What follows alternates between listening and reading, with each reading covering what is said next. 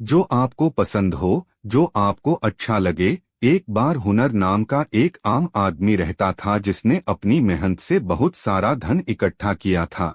जब उसकी झोपड़ी में आग लग गई तो एक लालची पड़ोसी उसे बचाने आया, लेकिन उसने उसे धोखा देकर उसकी सारी संपत्ति चुरा ली। उसने उस गरीब आदमी को जो कुछ भी पसंद हो उसे देने और बाकी अपने पास रखने का वादा किया। जब वह झोपड़ी से गहने बचाने में कामयाब रहा तो उसने सभी रख लिए और खाली बैग गरीब आदमी को सौंप दिया। गरीब आदमी ने बादशाह अकबर और बीरबल से मदद मांगी। बीरबल ने पड़ोसी को बुलाया और पूछा कि क्या वादा किया गया था। पड़ोसी ने पुष्टि की कि उसने बूढ़े व्यक्ति को जो भी पसंद हो उसे देने का वादा किया था। जब बीरबल ने उससे दोबारा पूछा कि उसे वहां क्या पसंद है तो उसने कहा कि सारे गहने। तब बीरबल ने अपनी बुद्धिमता का प्रयोग करते हुए उस व्यक्ति को आदेश दिया कि वह सभी आभूषण उस गरीब व्यक्ति को सौंप दे जैसा कि उसने ऐसा करने का वादा किया है। कहानी दो कठिन प्रश्न। एक बार बादशाह अकबर ने अपने दरबारियों की बुद्धि की परीक्षा लेने का फैसला किया और उनसे दो कठिन प्रश्न पूछे। किस नदी का जल सबसे मीठा है? वह कौन सी चीज है जिसे सूर्य या चंद्रमा से प्रकाश नहीं मिलता है? जब हर कोई अकबर की संतुष्टि के अनुरूप प्रश्नों का उत्तर देने में विफल रहा तो उसने बीरबल से अपने विचार देने को कहा। बीरबल ने हमेशा की तरह चतुराई और समझदारी से अकबर की एक और खोज को हल किया और खुद को 9 रत्नों में से एक साबित किया। कहानी एक रसोइया का बीरबल से सवाल।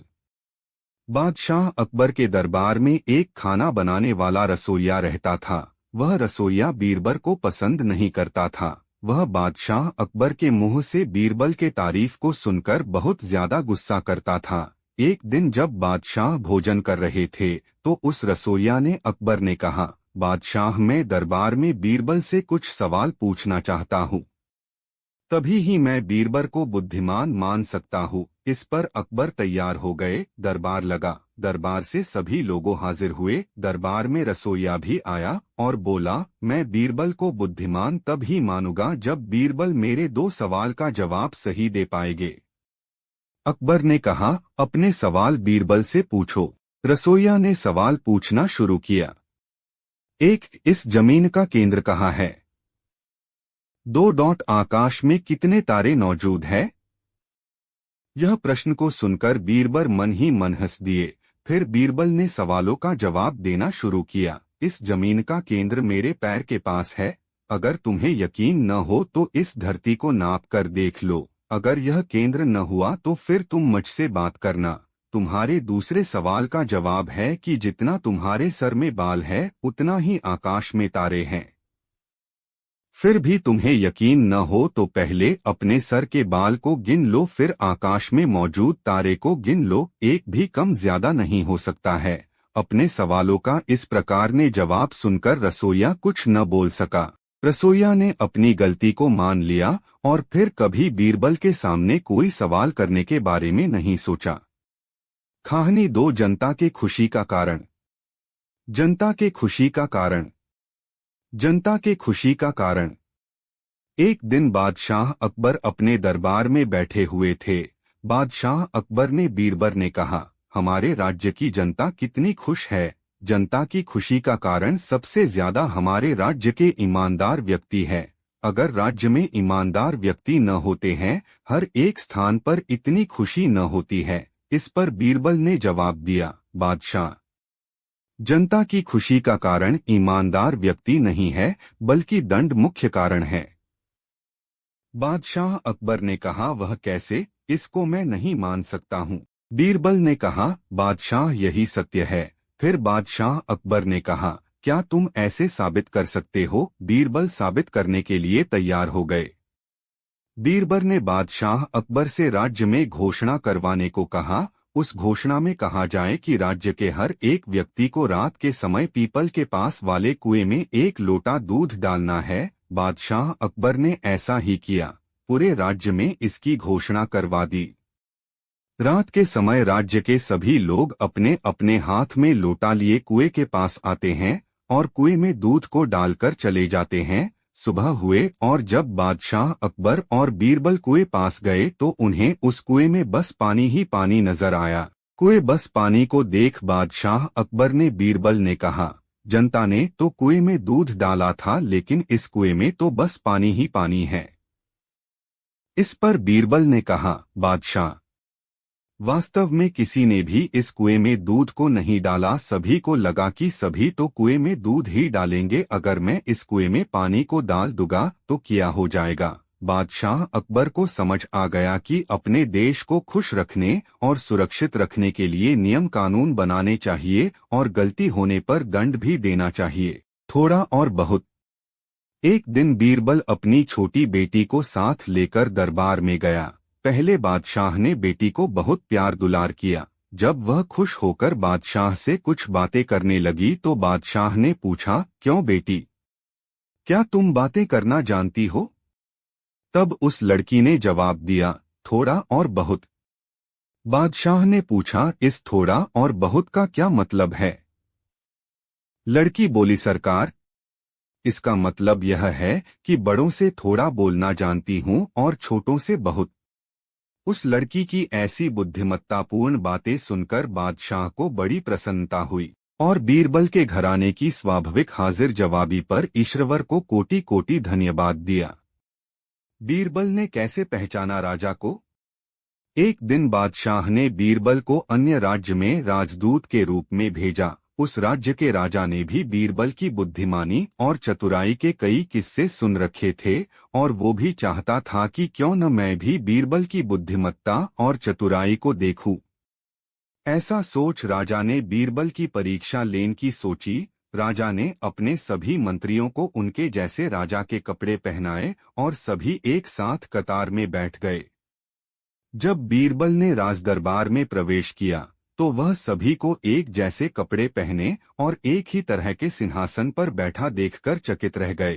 हैरान बीरबल ने सभी को थोड़ी देर देखा, फिर उनमें से एक के पास गए और उनके सामने आदर से झुक गए। यह देखकर स्वयं राजा भी आश्चर्य में पड़ गए। उन्होंने खड़े होकर बीरबल को गले लगाया और उनसे पूछा कि उन्होंने यह कैसे पता चला कि मैं ही असली राजा हूँ। बीरबल ने मुस्कुराते हुए जवाब दिया, महाराज, जिस तरह का विश्वास मैंने आप में देखा वो मुझे किसी और में नहीं दिखाई दिया और ये सभी आपकी ओर अनुमोदन के लिए देख रहे थे। राजा यह देखकर बहुत खुश हुए और बीरबल की प्रशंसा की, साथ ही कई तरह के उपहार भी दिए। सही और गलत के बीच का अंतर। अकबर बीरबल के कहानी। एक दिन अकबर बादशाह ने सोचा, हम रोज रोज न्याय करते हैं, इसके लिए हमें सही और गलत का पता लगाना पड़ता है, लेकिन सही और गलत के बीच आखिर कितना अंतर होता है? दूसरे दिन अकबर बादशाह ने यह प्रश्न दरबारियों से पूछा। दरबारी इस प्रश्न का क्या जवाब देते? दरबारियों के लिए तो बीरबल ही सभी दुखों की एकमात्र दवा थे, इसलिए सभी दरबारियों की नजरें बीरबल पर टिक गईं। बादशाह समझ गए कि किसी के पास इस प्रश्न का जवाब नहीं है। यदि किसी के पास जवाब है भी तो उसमें जवाब देने की हिम्मत नहीं है। इसलिए उन्होंने बीरबल से कहा, बीरबल, तुम ही बताओ, सही और गलत में कितना अंतर है? बीरबल ने तुरंत जवाब दिया, बादशाह सलामत, सही और गलत के बीच में सिर्फ 4 अंगुल का अंतर है। अकबर चौंके। वह तो समझते थे कि इस प्रश्न का कोई जवाब ही नहीं हो सकता, इसलिए बीरबल का जवाब सुनकर उन्हें बहुत आश्चर्य हुआ। उन्होंने कहा, बीरबल, अब तुम समझाओ कि तुमने सही और गलत के बीच का यह अंतर किस प्रकार खोज निकाला। बीरबल ने कहा, जहांपना, सीधी सी बात है, आंख और कान के बीच 4 अंगुल का अंतर है या नहीं?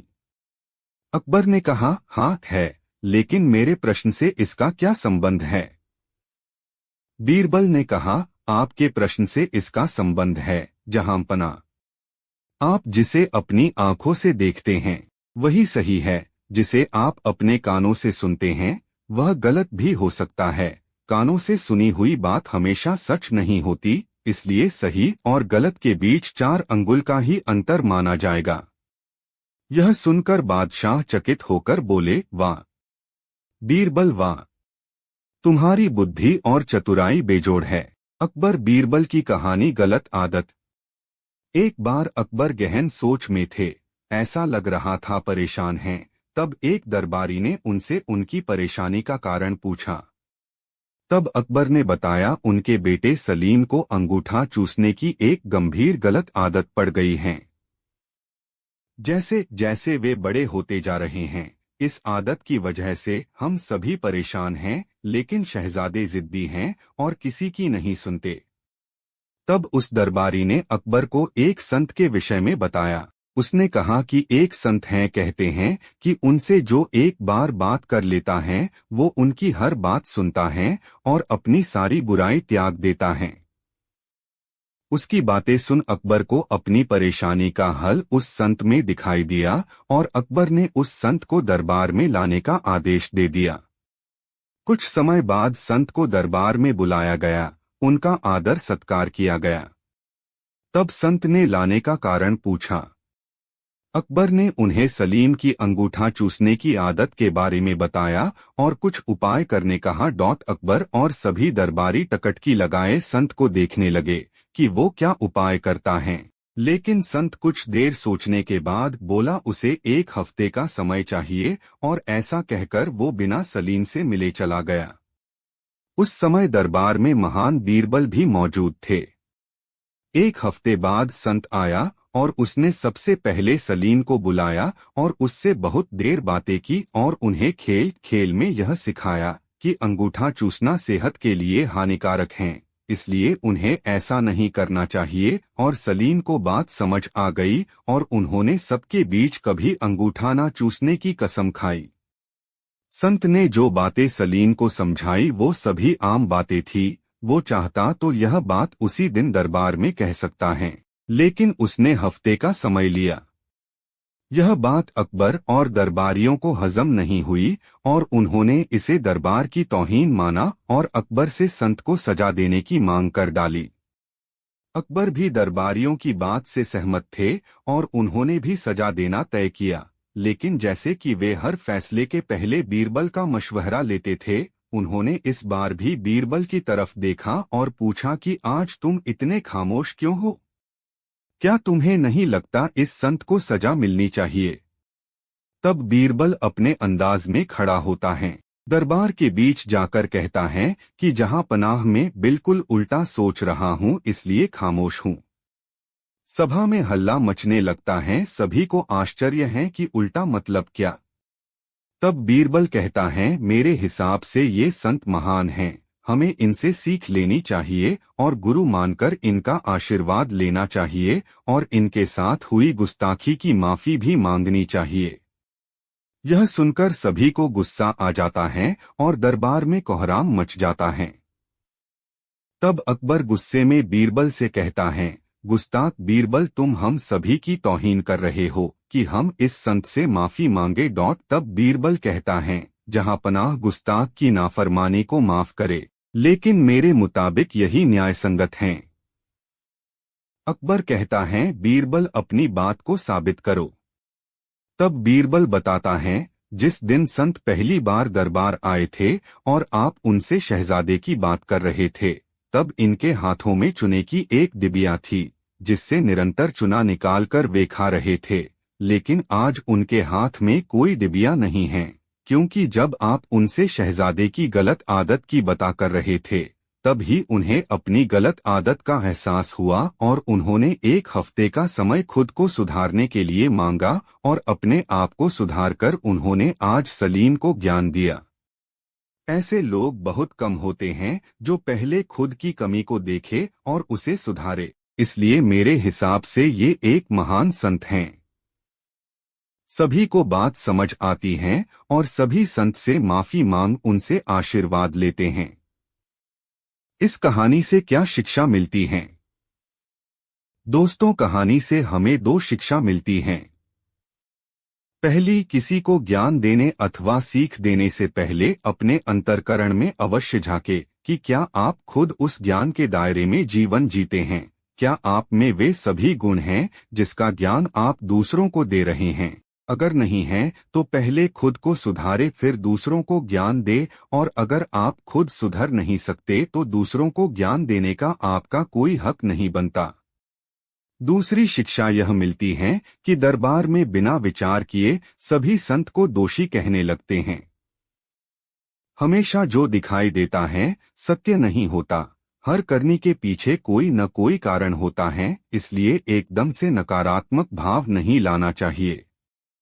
हमेशा परिस्थिति का अवलोकन करना चाहिए, क्योंकि जो दिखाई देता है वास्तव में सत्य वो हो ये जरूरी नहीं है। अपनी राय कायम करने से पहले सच जानना जरूरी है। इसलिए बीरबल ने कहा था उसका निर्णय न्याय संगत है। बीरबल ही दीवानी के योग्य। अकबर बीरबल की कहानी। बादशाह अकबर की बेगम ने जिद पकड़ ली कि उनके भाई को दिल्ली का दीवान बना दिया जाए और बीरबल को दीवान के पद से हटा दिया जाए। बादशाह अकबर ने बेगम को बहुत समझाया और कहा कि हम उनके भाई को कोई दूसरा पद दे देते हैं, किंतु बेगम नहीं मानी। हारकर बादशाह बोले, ठीक है बेगम, कल हम तुम्हारे भाई को अपने साथ ले जाएंगे और उसे परखेंगे। यदि वह इस पद के योग्य लगा तो हम उसे दीवान बना देंगे। बेगम शांत हो गई। उसे अपने भाई की बुद्धिमानी पर पूरा भरोसा था। अगले दिन बादशाह अकबर अपने साले के साथ दरगाह से लौट रहे थे। रास्ते में एक जगह उन्हें हाथी के पैर का निशान दिखाई दिया। वे अपने साले से बोले, 3 दिन तक इस निशान की देखभाल करो, यह निशान मिटना नहीं चाहिए। यदि ऐसा कर पाए तो तुम्हारी दीवानी पक्की। यह कहकर बादशाह अकबर लौट गए। उनका साला वहीं रुककर हाथी के पैर के निशान की देखभाल करने लगा। 3 दिन तक भूखे प्यासे रहकर उसने निशान को वहां से मिटने नहीं दिया। चौथे दिन सुबह सुबह उसने दरबार में आकर बादशाह अकबर को बता दिया कि वह उस निशान को बचा पाने में कामयाब हो गया है। अगले दिन बादशाह अकबर ने बीरबल को बुलाया और उसी जगह ले आए जहां उनके साले ने हाथी के पैर के निशान की रक्षा की थी। बादशाह अकबर ने वहां पहले से ही हाथी के पैर का एक नया निशान बनवा दिया था। बीरबल को वह निशान दिखाते हुए बादशाह अकबर बोले, बीरबल, 3 दिन तक यह निशान यहीं मौजूद रहना चाहिए, अन्यथा तुम्हारी दीवानी गई समझो। बादशाह अकबर लौट गए। बीरबल ने अपने सेवकों से 10 हाथ लंबी रस्सी मंगवाई और जमीन नापने लगे। उसे ऐसा करते देखकर आसपास के निवासियों ने पूछताछ की। इस पर बीरबल ने बताया, इस निशान से 10 हाथ की दूरी तक के सभी मकान तोड़े जाएंगे। वही देख रहा हूं कि कितने मकान आ रहे हैं। यह सुनते ही सब लोग डर गए। बहुत से लोगों के मकान इस सीमा के अंदर थे। वे बीरबल से बचाव की प्रार्थना करने लगे।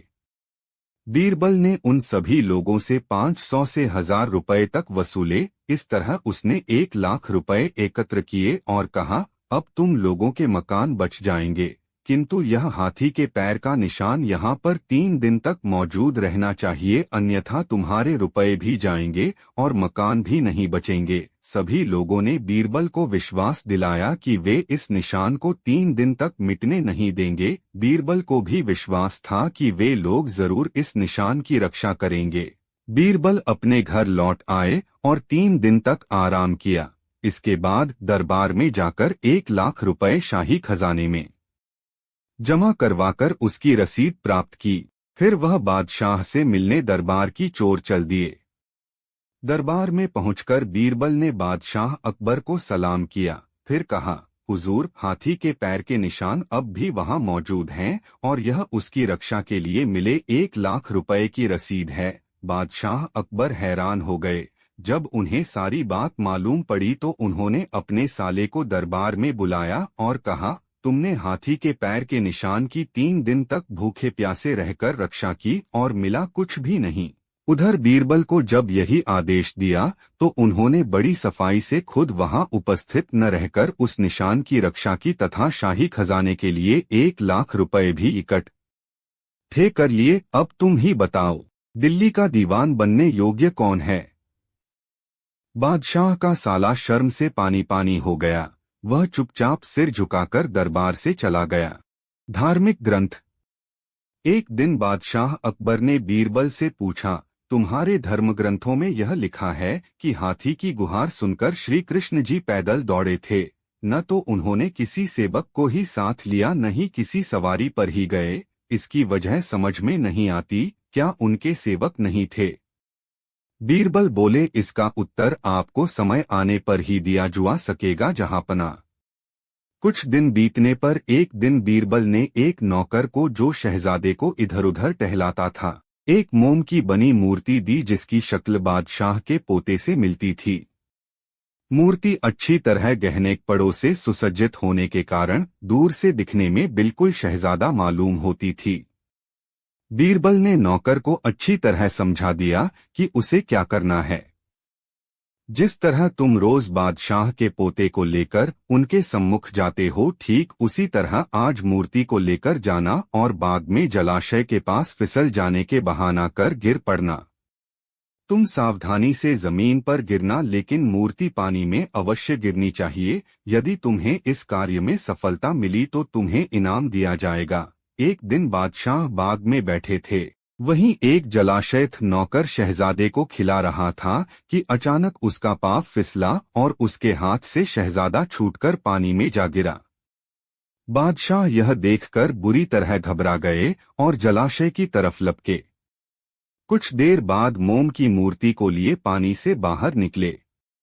बीरबल भी उस वक्त वहां उपस्थित थे। वे बोले, जहांपनाह, आपके पास सेवक और कनीजों की फौज है, फिर आप स्वयं और वह भी नंगे पांव अपने पोते के लिए क्यों दौड़ पड़े? आखिर सेवक सेविकाएं किस काम आएंगे? बादशाह बीरबल का चेहरा देखने लगे। अब भी आपकी आंखें नहीं खुली तो सुनिए, जैसे आपको अपना पोता प्यारा है, उसी तरह श्री कृष्ण जी को अपने भक्त प्यारे हैं, इसलिए उनकी पुकार पर वे दौड़े चले गए थे। यह सुनकर बादशाह को अपनी भूल का एहसास हुआ। बादशाह को पहचान लिया। फारस का बादशाह अक्सर बीरबल की बुद्धिमानी की बड़ी प्रशंसा सुना करता था, इसलिए उसे बीरबल को देखने और उससे मिलने की तीव्र इच्छा प्रकट हुई। उसने दिल्ली के बादशाह अकबर के पास एक पत्र लिखकर भेजा जिसमें बीरबल के बुलाने की बात लिखी थी। एक अहलकार सेवक कई दिन की मंजिल तय कर दिल्ली पहुंचा और बादशाह को अदब से सलाम कर फारस के बादशाह का भेजा हुआ पत्र दिखलाया। अकबर बादशाह पत्र पढ़कर बहुत खुश हुआ और अहलकार को अपनी सराय में आराम करने की आज्ञा दी। वहां उसके आराम की सभी वस्तुएं प्रस्तुत थीं। दूसरे ही दिन बादशाह ने बड़े ठाट बाट के साथ बीरबल को फारस के लिए विदा किया। बीरबल ने फारस पहुंचकर शहर के बाहर ही एक बाग में अपना डेरा खड़ा कराया और उस अहलकार को अपने आने की सूचना देने के लिए फारस के बादशाह के पास भेजा। जब बादशाह ने सुना कि बीरबल नगर के बाहर मेरे हुक्म की इंतजार कर रहा है, तो उसने अपने समस्त कर्मचारियों को अपने ही जैसे वस्त्राभूषणों से सुसज्जित करा दिया, जिससे सब देखने में बादशाह ही लग रहे थे, और सबके साथ दरबार में जा बैठा और बीरबल को आने की आज्ञा दी। अहलकार से बादशाह के बुलावे का पत्र पाकर बीरबल राजभवन में उससे मिलने आया। वहां की अजीब हालत थी। सब लोग एक ही तरह की पोशाक पहने हुए यत्र तत्र बैठे थे। बीरबल एक तरफ से सबको देखता हुआ धीरे धीरे बादशाह के पास जा पहुंचा और उसे अदब से सलाम कर उसके समीप बैठ गया। बादशाह फारस ने पहले उसकी बड़ी आवभगत की, उसके बाद उससे पूछा, बीरबल, तुमको कैसे मालूम हुआ कि मैं ही फारस का बादशाह हूँ? बीरबल न उत्तर दिया, हुजूर, आपका दृष्टिकोण सब पर था, यानी आप सभी को देख रहे थे, लेकिन सभी का ध्यान आप पर था। इससे मैंने आपको बिना परिश्रम ही आसानी से पहचान लिया। फारस के बादशाह ने बीरबल की